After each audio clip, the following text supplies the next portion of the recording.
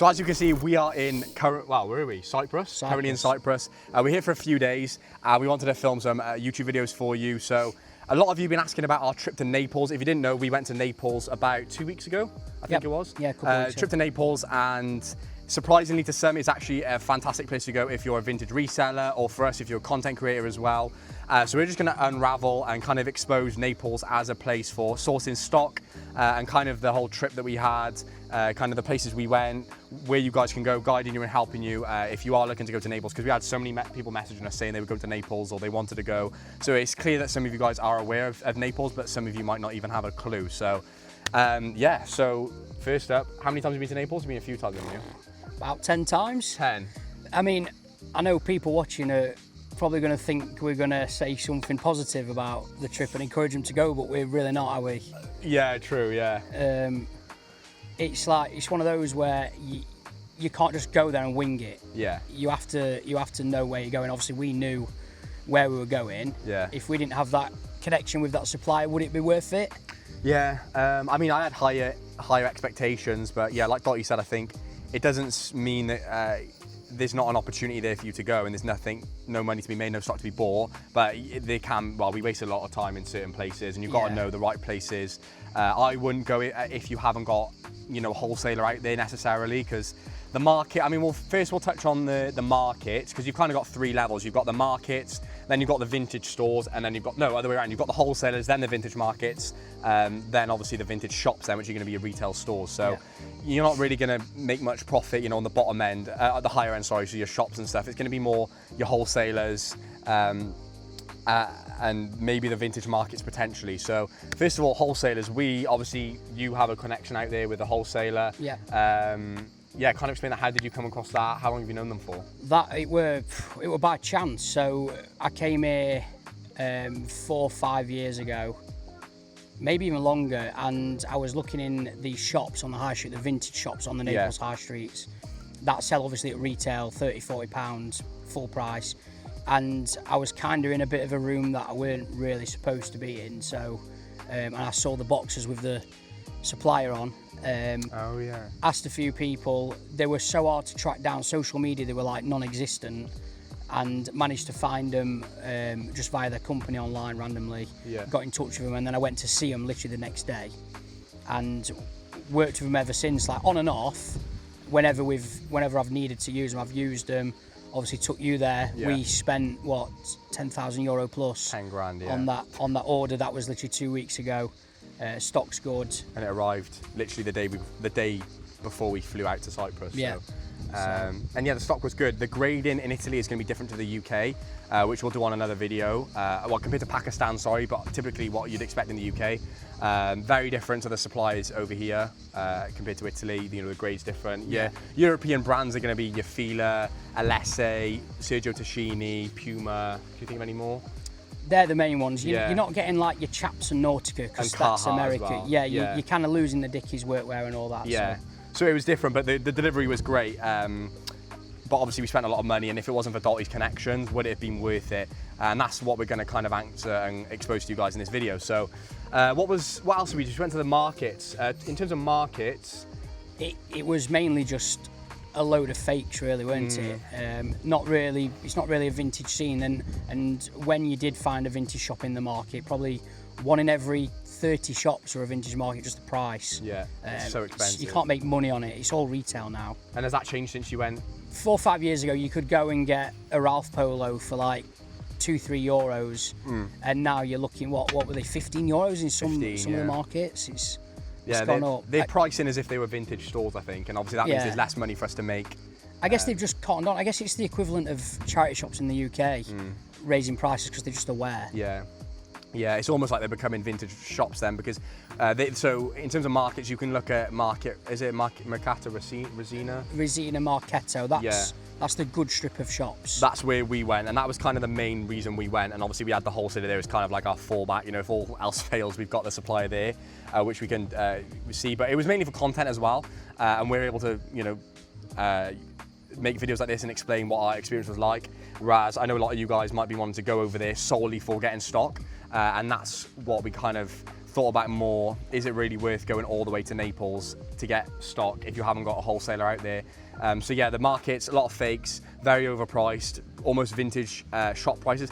I'd argue we actually got more bargains in some of the vintage shops. Yeah, we did. Yeah. We got, I mean, we found single stitch t-shirts quite cheap, and it were more, we'd find bargains that the shop owner weren't aware of. Yeah. And the markets, they just priced everything high on a whim, didn't they? So. Yeah, exactly. What are these cats doing? Can you film the cats behind the scene, like? Yeah, if we're looking away, we've got 4. Look at this cat kicking off. We might put the behind the scenes clip in now. We're trying to film here, and the cats are like kicking off, smacking the balls. Yeah, and then so the vintage markets, the vintage shops in Naples are all on one long street. I'll try and. Do you know the name of the street? If not, I'll put it on the screen. No, but yeah, put it on. Yeah. It's in the centre of Naples. They are class. Like, if you're looking for yourself as well, it's great. And if you want to go somewhere, you know, in Europe on a holiday and you like vintage, or you want to start reselling, or you are reselling already, we're not stopping you from going. I think it's a great. It's good to be in the scene, because there's nothing really like it. Yeah. Anywhere else in the world. I've not experienced anything like that before. And comparing it to Cyprus, where we are now, which we'll probably do on a video soon, like Naples is just massive for second-hand clothing. It's insane. Yeah, it's almost non-existent here compared to Naples. Yeah. But like, you've got charity shops here, but to have, you know, supplies in Italy. I mean, there's other supplies in Naples that we know of as well, which we could have gone to. Yeah. And then you've got obviously the markets as well, which that's what people are going to car boot sales for, is for, you know, the clothing, and to have like streets and streets of it. The only difference is I think they have latched onto the pricing, and the pricing is quite high. So for example, like Dottie said, the polos, I mean, you can pick up staples, like there was loads of jorts and stuff like that, Wrangler, Levi's, Lee, but you're going to be paying €10, and obviously you might sell them for 20, but by the time you take into account bringing it back, so you're gonna have to look at obviously getting a second suitcase. So I think we paid an extra €50 on the way back. Plus, if you want to ship it back, it's going to be probably even more when you take into account import fees and stuff like that. So you just got to bear that in mind. Is the juice worth the squeeze? Is it worth flying all the way to Italy for this stock to bring it back? That's what you got to ask yourself. Or you go in as kind of like a casual trip. You're happy to buy a few bits, put it in your hand luggage, take it back. But this is just the kind of stuff that people don't tell you, or a lot of people don't really know about Naples. So, because a lot of people think it's going to be great for design. Obviously, Italy are huge for design. You've got Louis Vuitton, Gucci, Prada, Fendi, Balenciaga, all sorts of Italian brands. I don't know if they still manufacture in Italy, but what else is there in Italy? Burberry's big there. Burberry's big in Italy. I think it's some more. Stone Island, massive in Italy. We saw Stone Island and CP are big there. Yeah. But again, highly faked, but people go there with the impression that those brands are. You can latch onto them and get them. You really can't find them. I don't remember seeing much design. No, it's all hidden in the backs for big customers. People like Rick's Retro. Yeah. And it's all reserved. I remember that one shop we went in. There were a pile of amazing stuff. Yeah. And he would not let us look through it or touch it because it's all reserved, sold for someone else already. Yeah, that's another point actually as well. Is likelihood is it's already been reserved, and a lot of these shops, if they're that accessible, then that probably tells you a lot about how good they actually are. It's the doing the digging, like. It's crazy at the times, Dottie finding a label on a box. You've just got to be like that. You've got to be, super observant, like looking in shops, like looking at boxes, labels, or you're doing some research on maybe the shop, who owns it, where they might be getting their stock from. Do you recognise the tags and stuff like that? Like, we got chatting to one of the owners on the last day actually, and he said, we're happy for you to come over in September and handpick some stock. So we've got that option there potentially as well. So all sorts of opportunities. Cat's kicking off again. It nearly ended up on your leg then. I love football shirts, and massive for football shirts. I would have loved to have bought some, but we must have seen about 5,000, 10,000 football shirts over the 3 days, and maybe 5% were real. The rest were fake. Always the case, isn't it? Yeah. Or the grade was really poor, because again, if they're putting them on rails in their vintage shop or in the markets, the likelihood is it's going to be the leftovers. It's going to be the rubbish they can't put online, or the rubbish that hasn't already gone to their bigger clients, their bigger retailer stores abroad. So. Yeah, that was really disappointing. But some of the vintage stores had more authentic shirts. I'd say maybe 30 or 40% were real. But again, you've got to really know what you're buying, because the last thing you want to do is, spend a ton of money on what you think is authentic vintage. You're bringing it back and then it's fake, especially with how strict vintage can be now with authentication. And it's just not really worth the risk, is it? So you've got to really know what you're buying when you come over here. If you're new to reselling, you've been doing it for a few months, don't waste your time. Spend time investing in yourself, watching stuff online, trying different categories from different wholesalers. Categories. Oh, see what I did there? Categories. And really deciding what niche you want to go into, because you know, spending time coming over here, spending that money as well, which could be invested into stock, could really damage and damage your progression really. So just be aware of that. So yeah, I'd just say don't come over to Naples expecting to make money. Just come over to gain experience, try and meet and network with people, check out a few wholesalers, but it's just learning really. Just come over and see how Naples works, because other than your usuals like India, Pakistan and the USA, your main hubs for vintage clothing, Italy's up there slightly behind. A lot of wholesalers, they either get the American stock, Pakistan, India, or the Italian stock. So it's good to come and see how it works out here, but I won't come expecting to make money, because you won't be able to buy enough unless you're shipping a load back like we did. So yeah, exactly. Yeah, we had a lot of people messaging us while we were in Italy coming, and when we came back, actually asking us where to go, you know, basically asking, what's your supplier, where can we go, give us all your information. And you can't expect that. You know, people aren't going to give away information on supplies if it's really that good. You've got to think intuitively. Yeah, is that the word? Yeah, intuitively, like we've said, being observant, doing your research, even flying out and just taking the leap and coming out and just trying to find as much information out as you can. Or you just invest in yourself, you know, kind of bypass all of that and get access to, you know, people like me and Dalty, for example, who've been doing it for years. And that's why we created the coaching group, because we can bypass the years and years. I mean, I learned more and I met more people in the, you know, the 3 days we're in Italy than the 5 years that I've been reselling. And that's because I invested in a relationship with Dalty and kind of the business we're building with ELS Coaching. So yeah, back onto the wholesale. So we actually obviously bought about 1,000 kilos worth of stock. Yeah, it was just over a ton. So we went and met the wholesaler that Dalty knows, and basically we didn't really handpick the stock. We kind of looked through the grade, had a look at the categories there. They must have had about 30 categories there, if not more. Yeah. Kind of looked through the grade. We picked about 5 or 6 categories then, which the coaching guys wanted. So we showed them all the categories, asked them which ones they wanted, and the final ones were...